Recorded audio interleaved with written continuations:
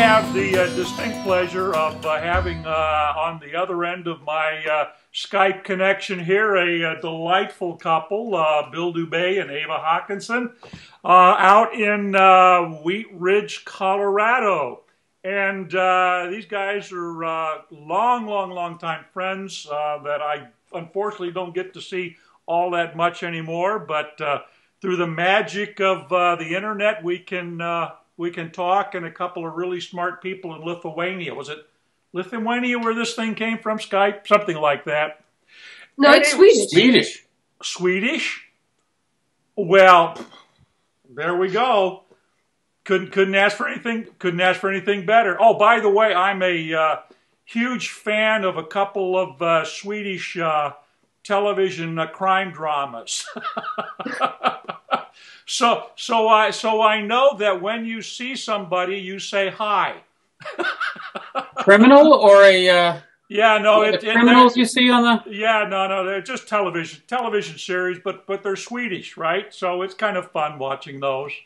I can't. Fortunately, they subtitle. Maybe you'd have no problem. Other than I understand that there's some accent. I didn't realize that there are accents in Sweden. I thought that was only the United States. No. Italy has like 12 different dialects. They don't even understand each other. Yeah, well, seriously. What can I say? So, so we are going to talk about. I want to talk about, of course, Eva. You are launching. You've launched a website that is focused on promoting what we call STEM, which is science, technology, engineering, and mathematics, to encourage young women, and I would presume older women as well if they're interested, but particularly young women to get involved in the sciences. You're a great model for that, by the way, because you're doing your PhD in engineering, I believe, in Colorado. But what's really interesting is you are actually applying that, not just theory and theoretically speaking, but you're actually sort of living and putting a wrench to your training, so to speak, and a welding torch and a bunch of other thing else under the guidance and mentor of your companion there next to you, Mr. Dubay. Well, I think it's the other way around. Is it the other way around? Yeah, she keeps me under control. All right, good. I'm working under her guidance. I have a higher degree than you do. Yes, she does. Well, we should get people up to speed, of course, here in case they're watching this for the first time. Bill is the originator of the, I guess I could say, world-famous kilocycle. Are you guys still the quickest electric motorcycle, or did somebody recently beat you out? It depends upon how finely you parse it down. Okay. I still believe we have the best 60-foot time, 0 to 60 miles an hour. I think we still hold that record. And nobody else has challenged it anyway. So we're still 0 to 60 in less than a second. That is 0 to 60 miles an hour, less than a second. They don't even do that on the space shuttle, do they? I mean, when you watch that thing, it just gradually lifts off. Gasoline guys do it. You guys are like regularly. A bullet out of the barrel of a gun. Gasoline guys do it regularly on a national level. The big dragsters, yep, they do it regularly. But it's not easy. It's a 3G acceleration, so it's like jumping from the roof, but 3 times as fast. Wow, that's just amazing. So you are helping, I would assume, and she's keeping you in line, or however that works out. Eva has built her own, obviously with help, but pretty much designed and built her own high speed. What do we call this thing? It's a motorcycle with a sidecar, but it goes like 250 miles an hour or something like that. I think the last numbers I saw. Up. Okay. Well, tell me about it. Where are we at? Let me show you a photo. Yep. She's the fastest woman on a motorcycle, or on, whatever you want to say it. But yep, she is the fastest. That's amazing. That's the kilocycle. That's kilocycle, right? Yep. Right. That is not, by the way, you riding that, Bill, right? That's a rider you've got. That's a professional rider. His name is Scotty Polachek. Yeah. Scotty Polachek. Yeah, that's right. He's been doing that for a long time, hasn't he? And this is our latest project. And that's her late. That is Kilojoule. That is Eva's. How fast are we talking? 270 miles an hour now. 270 miles per hour. That is 0.224. Digits are That's right. The little ones are important. Well, no, exactly. Particularly when the competition's coming up on your sixes, as they might say. So Kilojoule, it is a sidecar streamliner motorcycle. Right. So it is a motorcycle because it has two wheels in line. Right. It drives on the rear wheel just like a motorcycle. It steers on the front wheel. Then it has a third wheel. That's the sidecar. That's the sidecar outrigger. It's just offset, and it doesn't drive and it doesn't steer. Right. And I'm sitting inside, surrounded by a roll cage. Actually, you can see how it looks on the. Right. All of this is online if you are curious. And I'm sitting inside, and that makes it a streamliner motorcycle. That is amazing. And that makes it as safe as a car, but you get to ride in the motorcycle classes. that it's just phenomenal. So let's talk about how you got to this point and sort of what prompted this call and wanting to talk about STEM and the website and things like that. You're from Sweden. You actually, I think, with your father's help, originally built your first electric motorcycle over there. That's correct. That's a street bike, the Electrocat. It was actually the first electric motorcycle to be registered in Sweden as a street legal, highway capable motorcycle. Okay. And then did you bring that over with you, or did you leave that in Sweden when you came? I brought that with me to Colorado, and the reason I ended up in Colorado is because I met this lovely guy. And it was easier to relocate me than him, so I ended up in Colorado. Yep. And we've been married for 6 years, I think. 6 years? We never keep track of these. Yeah. We forget these anniversaries and things all the time. Yeah. So then you decided to obviously continue your education. So tell us a little bit about this. So what prompted, the very smart, lovely young lady who's obviously very mechanically inclined, what prompted you to sort of get back into education and pursue your, I assume you did a master's and then a PhD. So she has more degrees than a thermometer, I like to say. She's got a bachelor's in business and economics.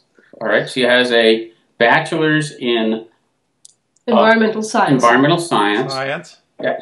And then that's in Sweden. And then she came to the United States and she started an undergraduate degree in mechanical engineering. One semester, I think you did. I never get to tell my story myself. You want?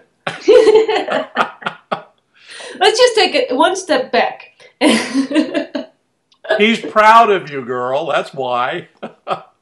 I've always been into science, technology. I did all the science fairs in high school. Won most of them, which was a lot of fun. I got to go to the US, England, Belgium, all different places on other people's expense. I'm going to interrupt one more time. She's the only person to ever win the Swedish Science Prize. Twice. So, most people do their senior, in the junior year and whatever, and then in their senior year, they'll push forward and win it once. Right. Won it once in her junior year, once in her senior year. Yeah, very good. After high school, I worked a couple of years, and somehow I got the idea that since economy and business and commercialism rule the world, I'm going to get the business degree. So I did get a business degree and realized after 4 years that that was kind of a mistake. Well, it's a degree. To go against your parents. Well, it wasn't to go against my parents. It was just kind of, okay, business rules the world. Maybe that's what I should. I realized later on, the reality was that I didn't even know how little I knew about math and science and technology. And then I met Bill. And getting a student visa and starting an engineering program was kind of a convenient immigration solution. It just worked. We could have got her, it works. But we just didn't. Okay, why do we jump in and get married like 3 months after we met the first time? Let's just get the student visa. getting an engineering degree sounds like a good idea anyway. So that's how I got into engineering school. Also made my parents happy. Less unhappy, maybe I should She's say. the last person to get an engineering degree in her family. Even her mother's an engineer. So I started out getting a bachelor degree, then got the opportunity to actually transfer over to University of Denver, and they enrolled me into the master's program since I already had a bachelor degree or two, and I just needed to catch up a year of engineering classes. So I graduated with a master's in mechanical engineering 2 years ago, and I will get my PhD in mechanical engineering within about a year. Okay, and so what's the specialty that you're looking at is for the PhD, your thesis? It is not directly mechanical, which is kind of odd, but University of Denver has a tradition of material science. That is really the prime subject of the school. So I'm doing my degree in corrosion of high voltage conductors. Corrosion, well, now that would make sense because that's what you're dealing with there with all those batteries and things of that nature. So exactly. Yeah, absolutely. So batteries are really corrosion, but just under very controlled circumstances. So batteries and galvanic corrosion, which is my case, galvanic corrosion between carbon fiber composite and aluminum to be exact. Galvanic corrosion and batteries are just two sides of the same coin.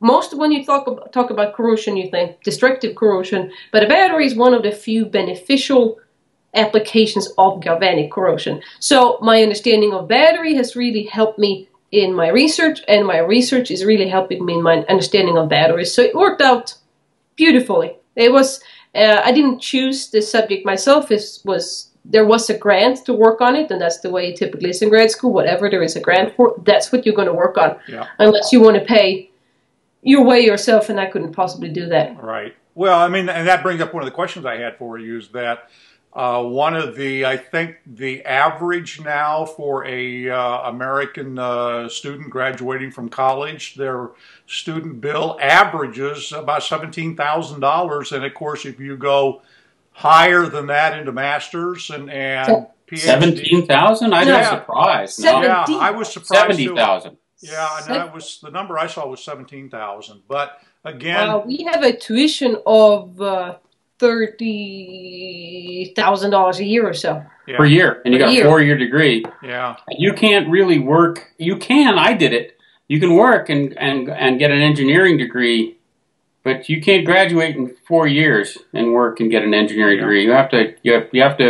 It took me 5 years to graduate and work at part time. Yeah, it's well, and that's so you've got that you're dealing with. Obviously, then you're working with the grant. Does it pay for your tuition and things like that, or is that just pays for my tuition? And in addition to that, it actually pays a stipend. Okay, good. Well, I'm being paid getting my degree, but of course, as being paid, you need to work as a research assistant or teaching assistant or whatever they assign you to. Right. Not starvation, but malnutrition wages. Yes, I completely. My daughter went exactly the same route. She got her PhD at the University of Iowa in immunology, working under a grant, had a stipend, living on ramen noodles.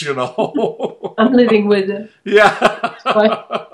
Well, she didn't have the benefit. Her spouse was her two cats in this case, so she just on her own dime. So unless it was grumpy cats, you wouldn't take any money for her. Yeah, exactly. Okay, so you're within a year now of getting your PhD? Yeah. Okay, great. Next year. She's been saying about a year, but it really is within a year now. That is exciting. I know it has to be because I know it is a long haul to get to that point. So makes it a little easier when you get paid, but still you get enough. It's a slog. Yeah. So then what happens once you get your PhD? Are you going to go to work for the National Instrument Lab or she has many opportunities. And generally anyone that meets her wants to hire her. That's really, everybody wants her to work for them. Right. Well, with all those degrees to her name and being as delightful a person as she is, I would hire her too. Well, the thing is, what she has is the unusual. I mean, I'm going to talk about her. You know, whether you want me to or not. Eva. No, feel free. She has the unusual mixture of both the business marketing sort of end and writing and stuff, and doing things like this. Yeah, yep. and I'm the PR company. Yep. The PR department. And she has all of that. She understands marketing and producing and all of that part of an end of a business. Yet, and she understands all the technical aspect and how to make things and make things work and how to machine things and playing with electronics and welding and all of this. So she has an understanding of the product and how the business end and how practically you have to sell a product and what it takes, all of that. So she has a real. It's like it's like the universal blood donor. I mean, it's every business with desire. She can do it all. So. Well, that's kind of what I'm trying to do with my latest, which is actually a somewhat semi-business venture, even if the website. Let's talk about the website and what your interest is with respect to trying to encourage other women to get into science. It's important to say the name of the website. Yes, you don't want exactly. to keep it a secret. Exactly. That's what I'm setting it up. ScienceEnvy.com. ScienceEnvy.com. Yep. Okay. We also have TwistedPear.com, which is a neat. That's our personal blog, which is a pretty neat. We're kind of the twisted pair. Right. That's cute. I like that. Of course, only electronic geeks would understand that. But with a Z, it's a twisted pair. We couldn't get twisted. It was already taken but twisted pair. Anyway, Science Envy is is something I'm doing with a fellow female graduate student, Monica, and she's working in my group, slightly different subject. She's working on the aging of silicon rubber on high voltage insulators. Okay. Wonderfully esoteric topics. Not the typical girly, and we like that. Yep. That it isn't. You keep saying it's for women and stuff. The website really that's not the focus so much of the. I mean, yes, it's more of a. It's not so much of an exclusively for women, but it is inclusive of women and girls. So that's really the difference. She really is out to from her perspective that she doesn't want to give science as excluding women, but as including women. So it's a different it's a different take on it. Not here's how to make a high-tech skirt. No. Well, maybe, but right. Maybe she'll do something. We were talking about it today about where do pink LEDs come from.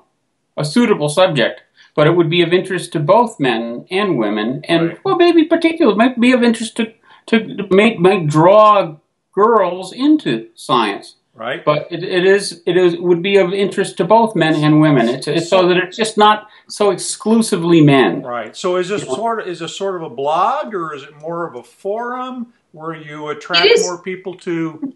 So it is currently. We launched 2 weeks ago, so we're just in the startup phase. Right now, we're trying to establish ourselves as a magazine similar to Wired or Engadget that has No, not EV World. We're not competing with EV World. We're not, but we do have a dedicated electric vehicle section because that is my passion and that's my expertise, and why wouldn't I write about it? Right.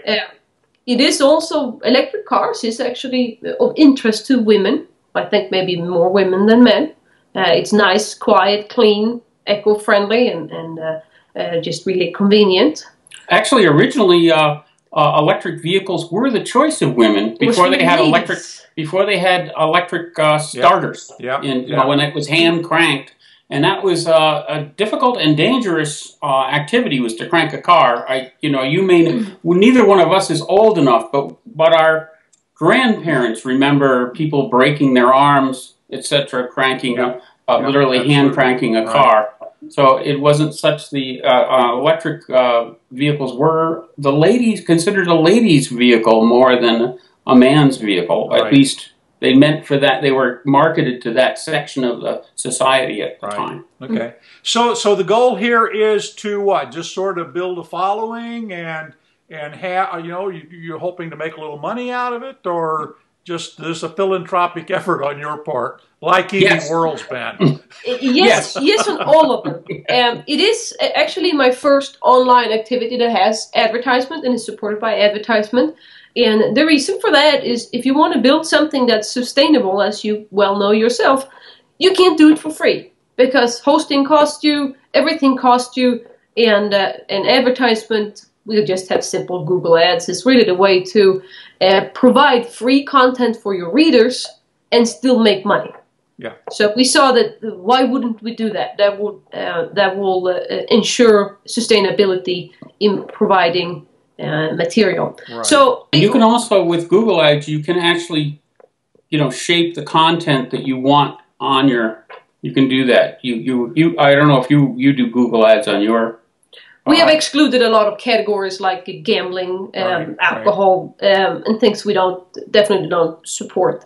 But car ads and things like that, we think is completely fine. Right. So the Science Envy is a kind of a serial stage, several different stages. Right now, since we are both really busy with trying to graduate and so on, what we're focusing right now is to establish ourselves as a science magazine for people that are curious about science and engineering, just like we are, but that didn't choose the engineering profession.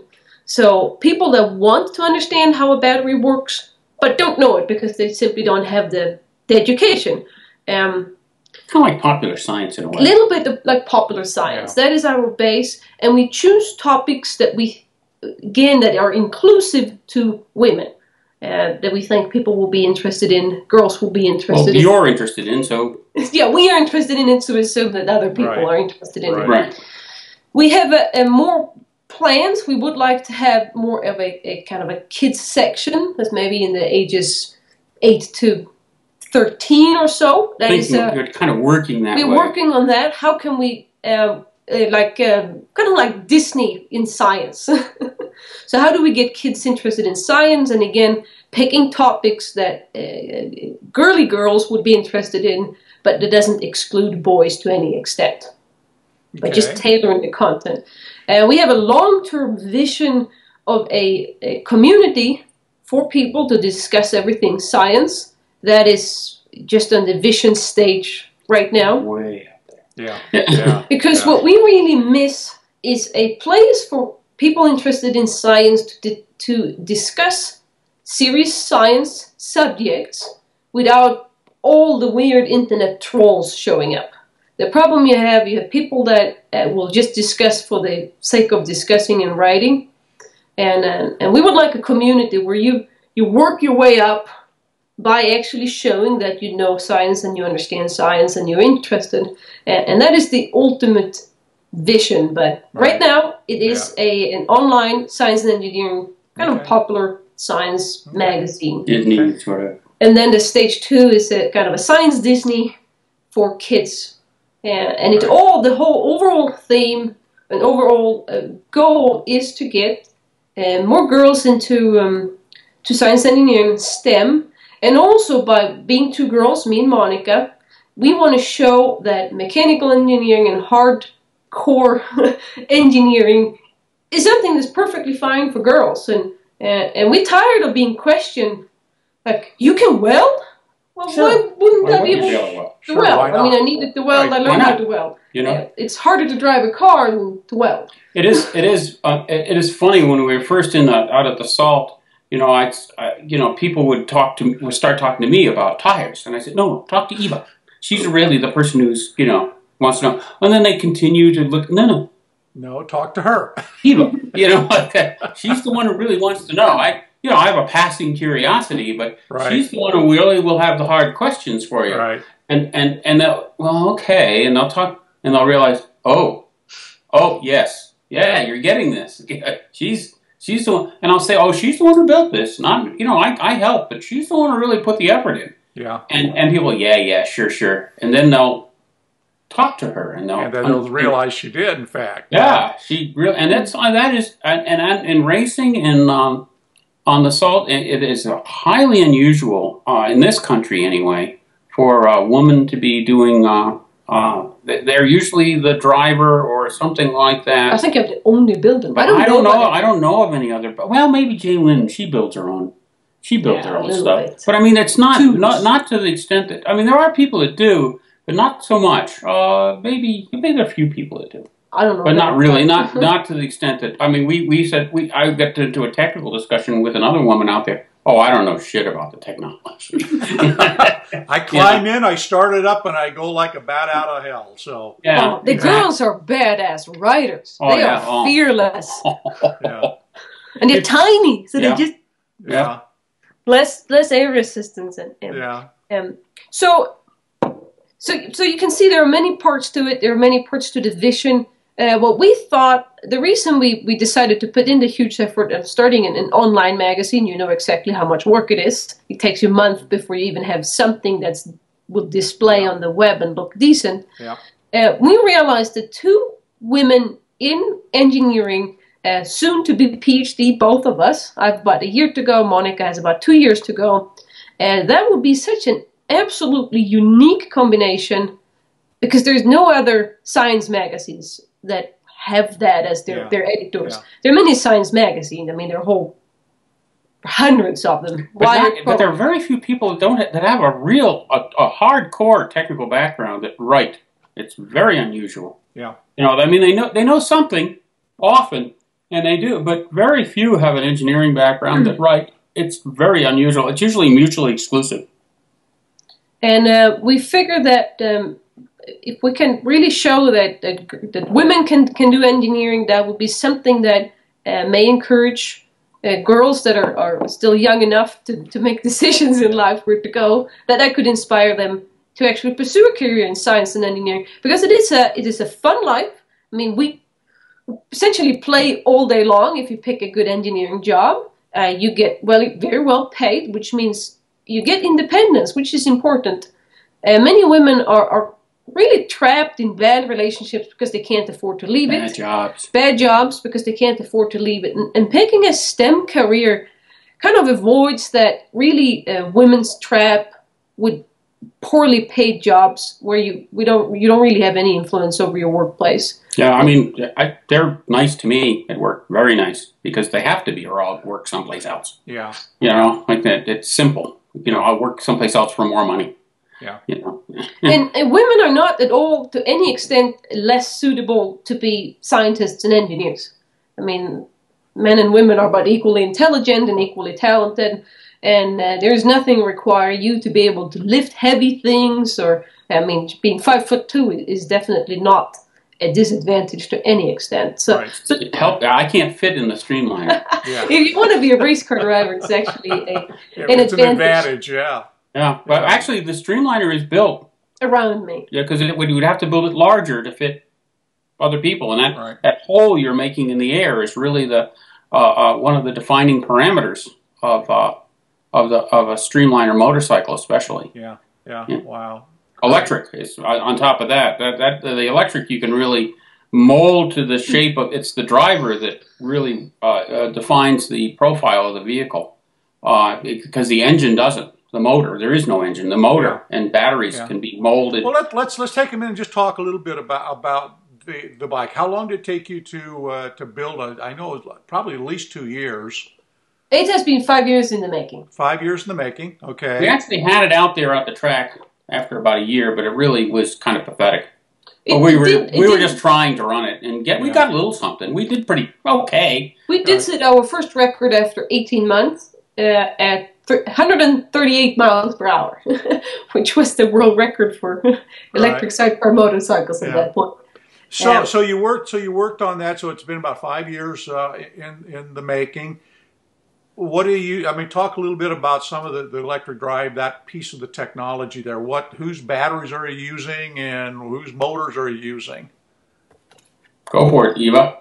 So this picture can be found online at Science Envy with all the information. So the kilojoule is a very simple design. It has a cordless drill with wheels. It's a cordless drill with wheels. It's a battery, motor, and some power electronics that controls the flow of electrons. Okay. It's simple. I mean, electric vehicles, you know it, I know it. They're simple. Yeah. Just simple. And that's the reason that it only took 5 years to reach this performance level. To compare with other vehicles out there competing in about the same performance level, it typically takes people 10 to 20 years if they ever exceed 200 miles an hour. If they ever exceed 200 miles an hour. I mean, this actually holds the world record for sidecar motorcycles. This is all internal combustion. The fastest sidecar motorcycle. And that's it. That's it. Electric and internal combustion. The number 2 is at 224 miles per hour. 224. That's a big hill to climb. Big difference, yeah. You know? Right. Yeah. So it is, I might just mention that for a few records, the kilojoule is the world's fastest electric motorcycle, so battery-powered motorcycle, the world's fastest sidecar motorcycle, including all drivetrains, and I am the fastest woman on a motorcycle. Including all drivetrains. And overall, I am somewhere roughly 10th, maybe, in the world. There are about 10 guys that are faster. This is wheel-driven. Wheel-driven motorcycles. Right. Like jet cars, that puts you to a whole other, that's not good-driven. You know, right.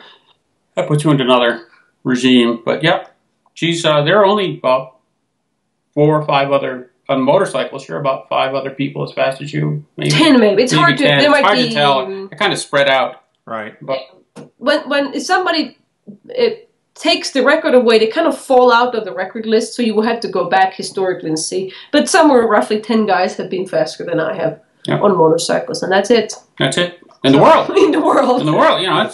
That's very cool. So, well, look, let's go ahead, and I do want to talk to you off the record whether you have something I want to discuss, but let's go ahead and I'll wrap this up on the public portion of this interview. I want to thank both of you for your patience, for hanging in there. I know I completely screwed up and missed the original appointment time. So thank you for doing that. And boy, keep us posted, and hopefully I can at some point get out there and watch you race sometime. I just posted a big article about kilojoule just a few days ago on scienceenvy.com, and it tells the inside story. It tells the inside story, what the batteries, drivetrain, aerodynamics, all the secrets, what makes it go so fast. So. Oh, excellent. Very good. Great.